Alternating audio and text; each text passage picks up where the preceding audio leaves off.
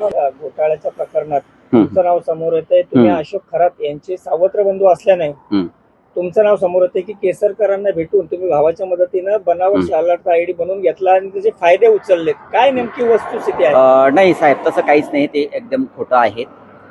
जो काही आरोप करताय तो अतिशय खोटा आहे. कुठेही मी त्यांना भेटलेलो नाहीये आणि शालार्थ आयडी हा माझा 2022 निघाला होता. त्याच्यामुळे वेगवेगळ्या आंदोलनांच्या मार्फत आम्ही संघटनांच्या मार्फत आम्ही निवेदनं देत होतो. फक्त आम्हाला ग्रँट मिळावी यासाठीच. बाकी शालार्थ संबंध कुठलाही त्यांचा संबंध नाही शालार्थमध्ये. तुम्ही कधीपासून त्या संस्थेत काम मी करता? कसा लढा दिलेला आहे सगळा? अतिशय 2009 सालापासून त्या संस्थेमध्ये काम करतोय. त्यावेळेस त्या संस्थेला ग्रँट पण नव्हती, म्हणजे शाळेला ग्रँट नव्हती. 2020 मध्ये 20% सुरू झाले, नंतर 2023 मध्ये 40% सुरू झाली आणि आता ऑगस्ट 2025 पासून 60% ग्रँट आम्हाला मिळते. एवढा पगार आम्हाला मिळतोय. माझी सर्व्हिस पण आता राहिली नाही आहे. 5 वर्ष सर्व्हिस शिल्लक आहेत.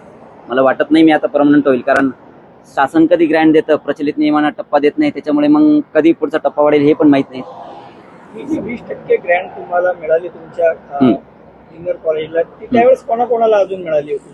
ती जी 20% मिळाली ती ऑल ग्रँट जे आहे, ऑल महाराष्ट्रामध्ये जेवढे ज्युनियर कॉलेजेस 2000 सालापासून चालू झालेत त्या सर्वांना त्रुटीपात्र कॉलेजेस सोडून सर्वच कॉलेजेसला 20% अनुदान मिळालं होतं. त्यावेळेस शालार्थ आयडी जो तुम्ही फायदा करून बनवून घेतला असं म्हटलं जात आहे, त्याची काय नेमकी वस्तुस्थिती आहे? ते कसं मिळतं आणि कधी कधी कोणाकोणाला मिळत असतं? नाही, ते पण जेव्हा ग्रँट सुरू होते ना सर, त्याच्यानंतर 20% ग्रँट सुरू झाल्यानंतर ऑल महाराष्ट्र सर्वांना शालार्थ आयडीची आवश्यकता असते पेमेंट काढण्यासाठी. त्याच्यामुळे त्याच्यानंतरच आम्हाला शालार्थ आयडी मिळाला. ते देखील त्यावेळेस किती लोकांना मिळालं? ऑल महाराष्ट्रात जेवढ्या कॉलेजेसला ग्रँट मिळाली त्या सर्वच शिक्षकांना त्याच वेळेस शालार्थ आयडी मिळाले. कुठेतरी अशोक खरात याचे तुम्ही भाऊ असल्यामुळे या सगळ्या बातम्या बाहेर येत आहेत. काय वाटतंय तुम्हाला नेमकं का असे तुमच्यावर आरोप सध्या केले जात आहेत? नाही, आता एक कुटुंब म्हणून आमच्याकडे बघितलं जातं फक्त, एवढाच विषय. बाकी दुसरा विषय काहीच नाही याच्यामध्ये. नेमकं काय वाटतं जे काय आता सध्या सुरू आहे, जे वेगवेगळे व्हिडिओ समोर आले आहे तिथं काही गुन्हे दाखल होत आहेत, तुम्ही भाऊ आहात, तुमचा संपर्क किती त्यांच्या बरोबर यायचा? नाही, आमचा संपर्क फारसा येत नव्हता. फक्त लग्न कार्य वगैरे असेल तर अशाच वेळेस संपर्क यायचा. बाकी इतर वेळेस त्यांचा आमचा काही संपर्क येत नव्हता जास्त. त्याच्यामुळं त्या बाबतीत आम्हाला काही एक माहित नाही. तुम्ही आता एक शिक्षक आहात. हो हो, मुलांना घडवण्याचं शिकवण्याचं काम अगदी बरोबर. हो हो. जे अशोक खरात आहेत तुमचे भाऊ, यांच्याही शिक्षणावर मोठी चर्चा सध्या सुरू आहे. काय नेमकी वस्तुस्थिती आहे? नाही, आता त्यांचं शिक्षण त्यांनाच माहिती काय आहे. कारण मी माझं शिक्षण इथे झालं.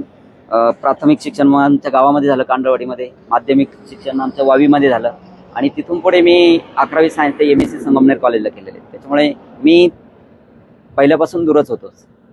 ते घरातून निघून गेले होते, हे तर सत्य आहे ना? हो, हे सत्य आहे. पण त्यावेळेस मी फार लहान होतो, त्याच्यामुळे मला तो काळ आठवत नाहीये. अगदी लहान होतो मी त्याच्यामुळे. आणि त्याच्यानंतर मी इकडे आलो संगमनेरला, म्हणजे मधला स्पॅन खूप मोठा गेला. म्हणजे जे काही आरोप होत आहेत त्याच्याने आता तुम्हाला त्रास होतो, असे जे आरोप अचानक केले जात आहेत? आता हे खूप वाईट वाटतं मनाला. असं व्हायला नाही पाहिजे आरोप. कारण शालार्थमध्ये याचा कुठलाही काही संबंध नाही. मी 2009 पासून नॉन ग्रँटलाच काम करत होतो. त्यामुळे ते वाईट वाटणार आहे थोडंसं. किती जण आहात तुम्ही आणि काय कोणाचं किती शिक्षण झालेलं आहे आणि काय नेमकं?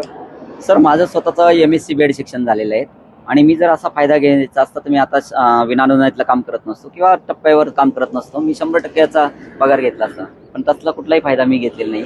माझी मिसेस जी आहे, माझी पत्नी, ती पण MA BEd आहे. ती बऱ्याच वर्षापासून तिचंही कुठेही काम झालेलं नाही.